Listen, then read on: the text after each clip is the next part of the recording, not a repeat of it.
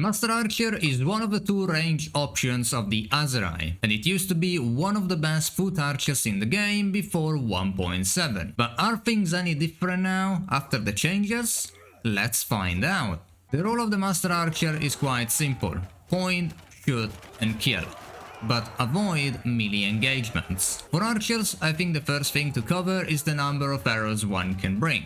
In the case of the Master Archer, it's 2 quivers of piercing arrows, carrying 23 arrows each, for a total of 46 shots. This value is about average for tier 5 archers. The bow is a step recurve bow. It has 89 reload speed, it brings 62 pierce damage, and the accuracy is 94. All of the above values are also improved by the Master Archer bow skill of 160, 20 points higher than the average for tier 5 archers. When engaging in melee, the Master Archer brings a slight reach flisser. It has 85 swing speed, pretty slow for melee, 72 damage, and it's on the long side for a sidearm with 115 length. This weapon is honestly quite bad, as pretty much all sub 90 swing speed weapons tend to be. Like the Aserai veteran, the only way to make a bad weapon work is by bringing insane levels of armor.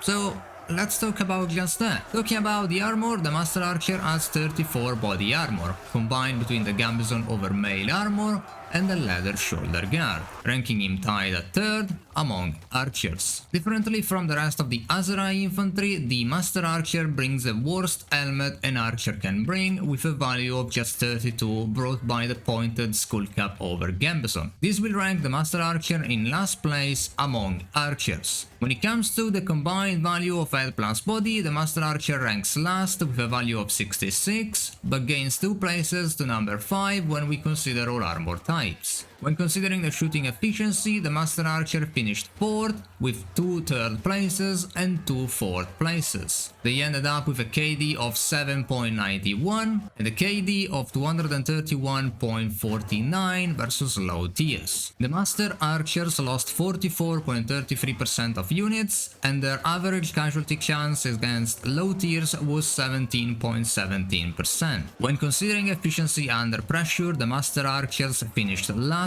with 3 7th places and 1 6th place, with an average KD of 1.72 and a KD versus low of 10.23. The Master Archers lost 66.8% of units and ended with an average casualty chance versus low tiers of 49%. And finally, when considering the melee efficiency, the Master Archers ranked 6th with an average KD of 1.66 and a KD versus low of 4.9. The Master Archers ended up losing 42.34% of their units and average a 24.8% casualty chance versus low tiers. This unit is all over the place when it comes to the data, but let's go ahead and list the pros and cons. This unit has a terrible helmet, but the body armor is fine for an archer. The sidearm is bad. The combination of the terrible helmet and the bad sidearm makes this unit bad in melee. Even on the shooting side of things, this unit ranks in the middle. They can't handle under pressure. On the positive, they have a base 160 bow skill that can be improved to 180 with captain perks. My final score is a 2.5 out of 5. It's an okay unit just because it's an archer, but doesn't excel in anything, and it's quite bad in a lot of critical things. The shooting efficiency is middle of the pack, making most of the range options you find along the way better than these guys. Patch 1.7 really handicapped them, as they used to be my favorite tier 5 archer. Anyway, let me know what you guys think and what troop you want me to cover next.